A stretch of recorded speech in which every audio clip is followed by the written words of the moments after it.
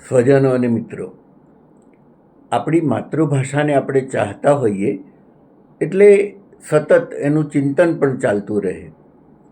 આજે એક શબ્દ મને નવો જાણવા મળ્યો અથવા એના વિશે વિચારવાનો અવસર મળ્યો. આપણે ઉર્ધ્વ અને આરોહણ આ બંને શબ્દોનો સમાસ કરીને ઉર્ધ્વારોહણ શબ્દનો પ્રયોગ કરતા હોઈએ છીએ. ઉર્ધ્વ એટલે ઊંચે અને આરોહણ એટલે ઉપર તરફ ગતિ કરવી, અવરોહણ એટલે નીચે તરફ ગતિ કરવી. હવે ઉર્ધ્વ અને આરોહણ આ બે શબ્દોનો જ્યારે સમાસ કરીએ તો બે વખત ઉપરનો અર્થ આવે. ઉર્ધ્વ એટલે પણ ઉપર અને આરોહણમાં પણ ઉપર જવું, ઉપર તરફ ગતિ કરવી એવો અર્થ છે. એટલે મેં સાર્થ જોડણી કોષમાં એનો અભ્યાસ કર્યો તો એમાં ઉર્ધ્વરોહણ શબ્દ છે, ઉર્ધ્વારોહણ નથી. એટલે મારી શંકા સાચી પડી. પછી મેં બીજા બધા કોષમાં પણ જોયું તો બીજા બધા કોષમાં ઉર્ધ્વારોહણ શબ્દ મળે છે. હિન્દીમાં જોયું તો ઉર્ધ્વારોહણનો અર્થ સ્વર્ગ ગમન, મૃત્યુ એવો અર્થ આપેલો છે.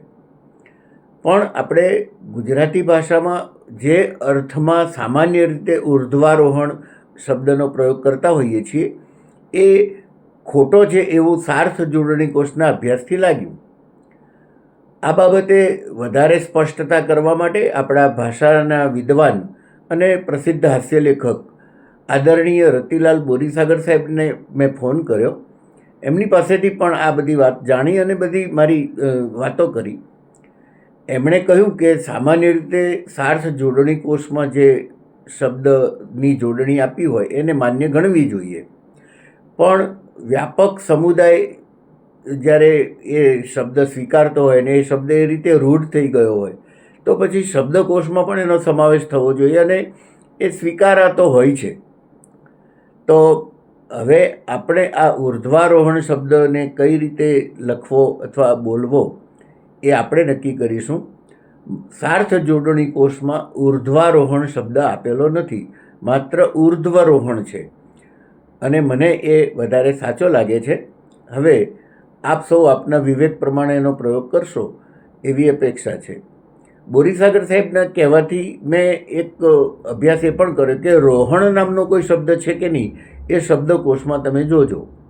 તો મને એવો કોઈ શબ્દ એકેય કોષમાંથી મળ્યો નહીં. આરોહણ એટલે ઉપર ચડવું અને અવરોહણ એટલે નીચે ઉતરવું, આ બે શબ્દો મળ્યા અને એ બંને શબ્દો સ્વતંત્ર રીતે પણ વપરાતા હોય છે એટલે એ મળે એ સ્વાભાવિક છે. તો આ મારી જિજ્ઞાસા હતી, એમાંથી મને જે જાણવા મળ્યું એ તમારા સુધી પહોંચાડવાનો પ્રયત્ન કર્યો છે. મળીશું અને વારંવાર મળતા રહીશું. આભાર.